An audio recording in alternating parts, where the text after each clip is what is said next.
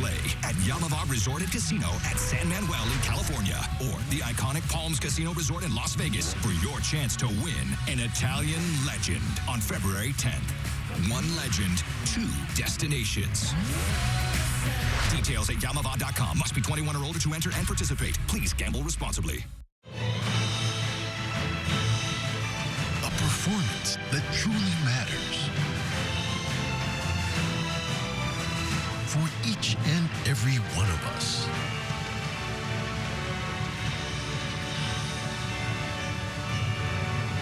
This is what you've been waiting for. Shenyun, coming to Greater Los Angeles, March 8th through April 7th. Buy tickets now at shenyun.com. Everything must go. Jerome's Furniture is clearing thousands of items with store-wide savings up to 80%. Get big discounts on all remaining mattresses, like this Queen Hybrid 14-inch mattress marked down to $399. Floor models, open box, overstocked merchandise. It's all got to go.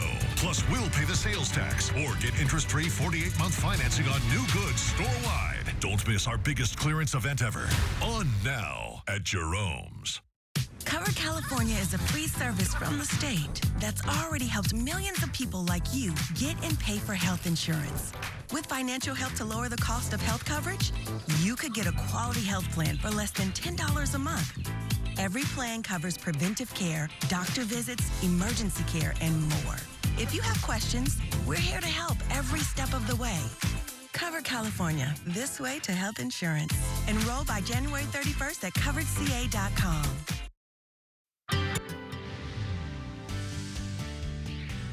Welcome back. It is 8:30 along the coast today. We'll see clouds this morning.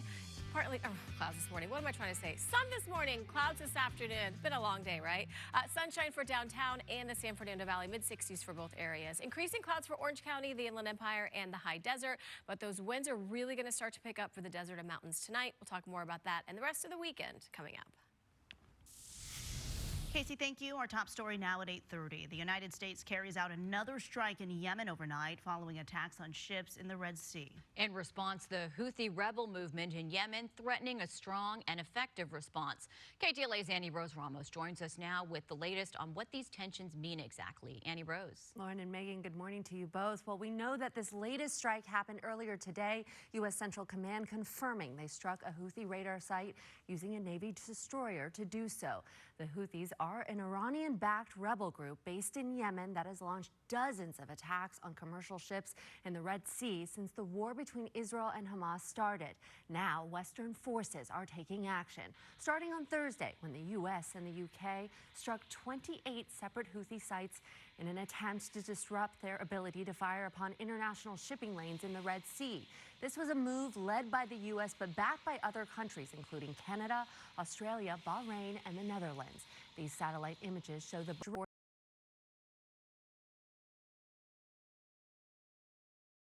forces would respond. But the national security spokesman John Kirby saying the U.S. is not looking for a war.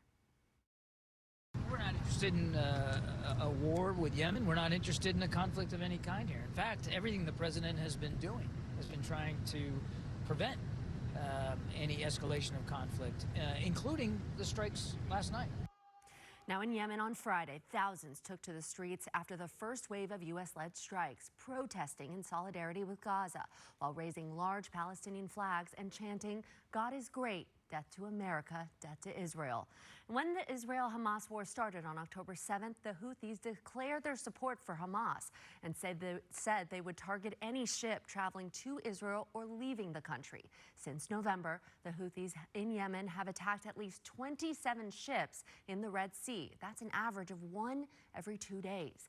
They say they're acting in response to Israeli military action in Gaza, but the Houthi threat has disrupted the key trade route via the Suez Canal. On Friday, Houthi militants targeted a tanker carrying Russian oil in a missile attack. President Biden speaking on the impact this could have on oil supplies and prices here in the U.S. We've put together a group of nations that are going to say that if they continue to act and behave as they do, we'll respond. And a quick one on oil prices, sir.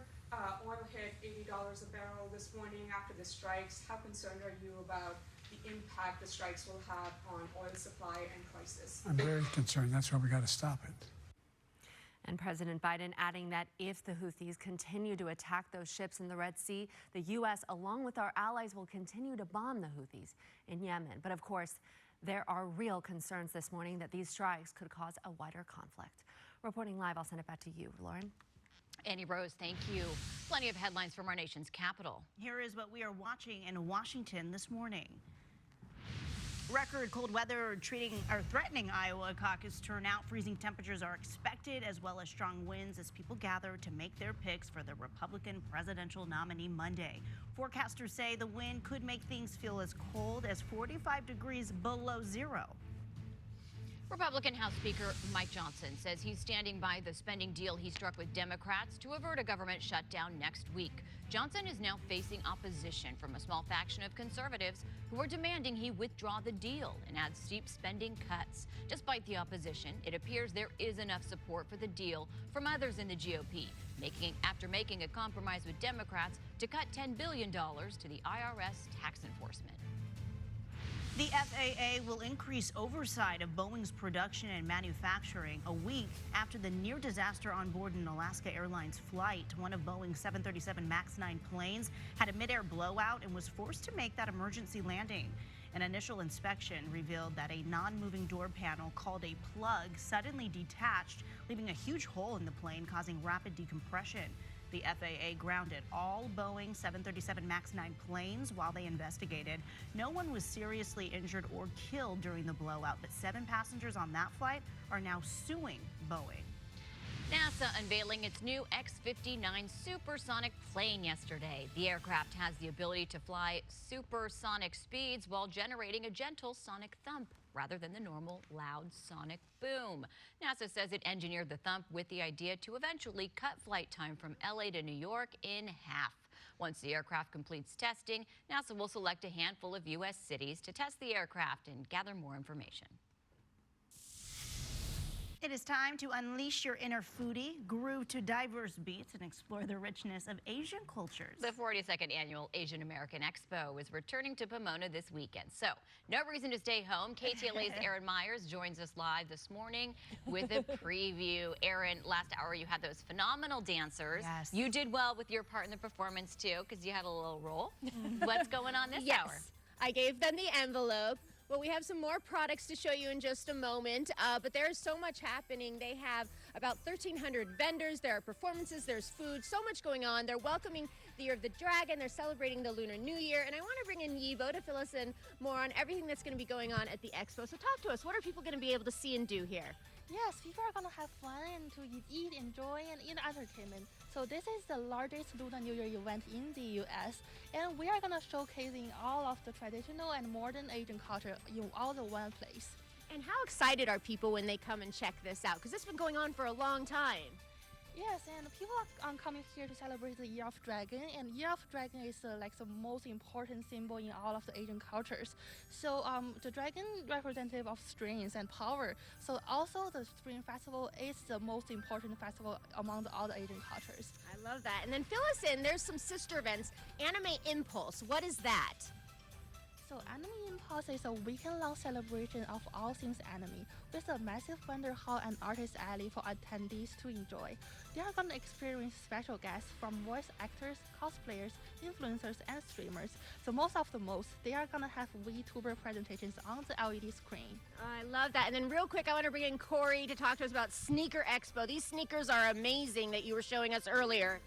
They are. They're amazing, A lot of these shoes, they range from, your $100 pair of Panda Dunks to those expensive We The Best that we showed off earlier, There's a wide variety for people. And again, we have the dollar auctions live.